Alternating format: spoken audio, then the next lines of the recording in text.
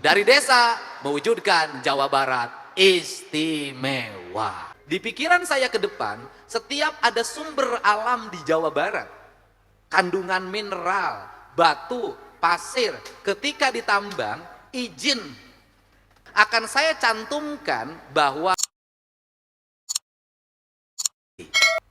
kalau desa ingin kokoh, kalau desa ingin tentrem ayem, karena orang desa itu prinsip dasarnya begini. Ngenah nyandang, ngenah nyanding, ngenah nyandung.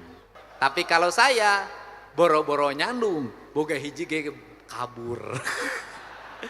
Nah, kemudian ngahna ngahning di desa itu begitu. Tiis celi herang mata. Tiis celi artinya telinganya jangan terlalu banyak dedengean. Makanya orang desa itu tidak reaksional.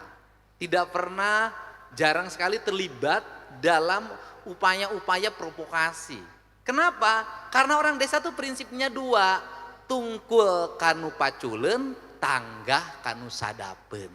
Bahkan prinsipnya sahawae presidena, sahawae gubernurna, sahawae bupatina, sahawae kepala desana, teu usaha mah teu nyatu. Bener gak? Artinya bahwa kemakmuran, keberhasilan ditentukan diri kita sendiri. Walaupun kehadiran pemimpin yang adil akan membuka jalan bagi percepatan kemakmuran. Kita meyakini itu. Kemudian apa yang mesti dijaga di desa? Sumber energi dan sumber pangan serta sumber spiritualitas, puncaknya itu. Sumber energi apa? Jaga sirah cai, jaga mata air. Sumber energi apa? Jaga tangkal gede yang sudah umur ratusan tahun. Jaga gunung, jaga sawah, jaga susukan, jaga walungan, jaga kungkulungan, jaga muara. Karena ini politik boleh mengalami fluktuasi, tetapi ketika sumber air terjaga, sumber hutan terjaga, sumber pangan terjaga, maka Indonesia akan tetap jaya. Kenapa? Negeri ini sudah dibuktikan. Di era kolonial kita kerja nanam tanaman perkebunan, meski dibayar murah oleh para bupatinya, mohon maaf, tapi para bupatinya ngejual ke POC-nya mahal sebenarnya, sehingga kaya-kaya pada waktu itu. Orang desa survive, bisa bertahan hidup dengan baik. Di era Jepang kita diambil semuanya, padi diambil, sumber pakaian diambil, sumber air diambil, bahkan kita pakai karung dan baju karet, kita masih bisa bertahan. Di era Bung Karno kita bisa bertahan. Di era Pak Harto sampai Pak Harto jatuh dari kepemimpinannya, siapa yang survive tidak kenal badai PHK, siapa yang survive tidak kena badai krisis adalah orang desa.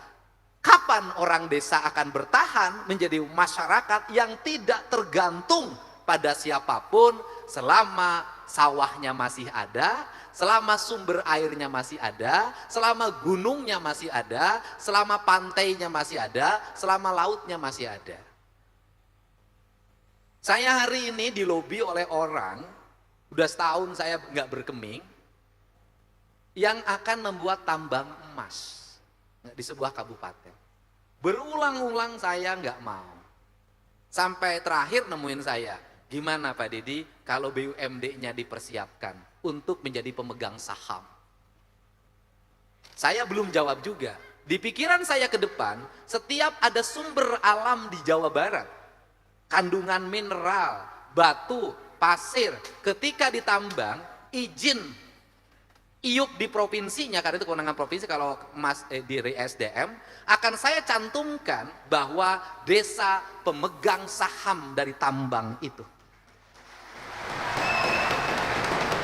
Sehingga dia masuk dalam manajemen.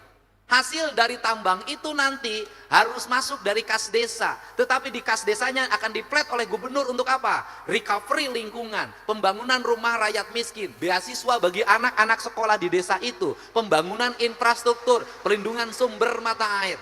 Kenapa? Karena ruang koruptif itu dibuka. Di mana ruang koruptif dibuka? Karena plet aturannya tidak ada, maka ketika ada izin, orang lebih cenderung memberikan pada orang yang jadi pejabat dibanding memberikan saham untuk anggaran daerahnya. Terbuka, Pak. Kenapa? Untuk mempercepat pertumbuhan dan kemakmuran desa. Kebayang, Pak. Kalau desa merupakan pemegang saham dari otorisasi tambang mineral, maka di Indonesia ini sudah ribuan desa akan memiliki income per kapita yang sangat tinggi. Bahkan bisa jadi tertinggi di dunia. Kenapa? Hasilnya triliunan dari situ, tapi daerah yang dimana menghasilkan tetap miskin, bahkan mendapat residu. Apa itu? Ketika tambangnya hilang, mereka jatuh menjadi masyarakat miskin, tidak punya sumber air, jalannya penuh debu, kemudian sawahnya rusak, gunungnya rusak, mereka akhirnya menjadi menderita karena pertambangan. Ini konsep, mari kita bicarakan nanti dengan asosiasi kepala desa, asosiasi Bamusdes, kemudian untuk bersama-sama mengawal. Kenapa? Kalimat Pak Jam Intel adalah jaga desa. Desa harus dijaga dari degradasi, runtuhnya kebudayaan desa, runtuhnya sumber alam desa. Nah kalau saya perlu jaga desa, kalau saya gubernur jaga bunga desa. Karena gubernurnya duda.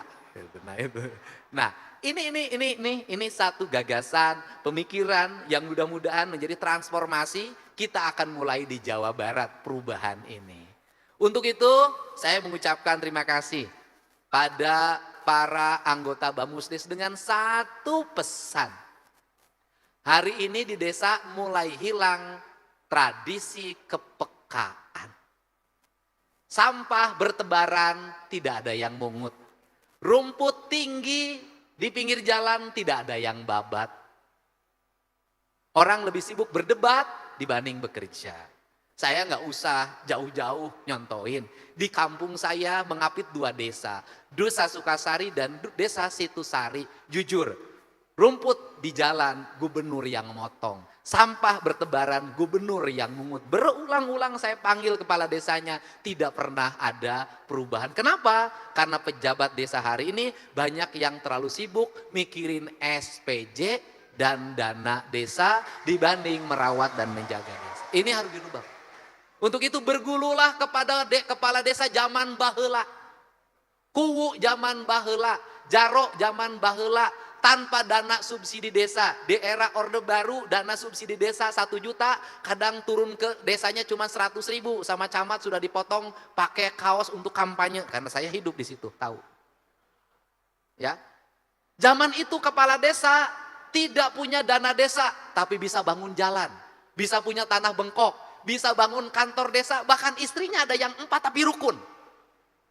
Dan yang paling penting Pak Jam, di zaman itu banyak kepala desa yang buta huruf.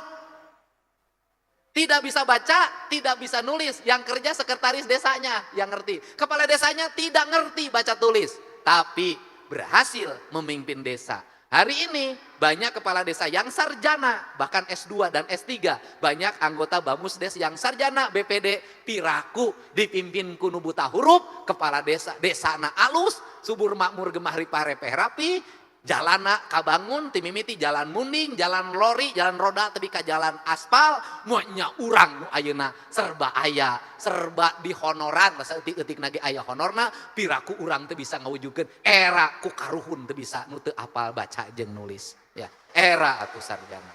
Ku kituna semoga saya ucapkan selamat atas dilantiknya teman-teman Bamusdes yang hari ini sudah terkoordinasi dengan baik dari desa sampai pusat. Semoga desa menjadi kekuatan utama bagi pembangunan Indonesia.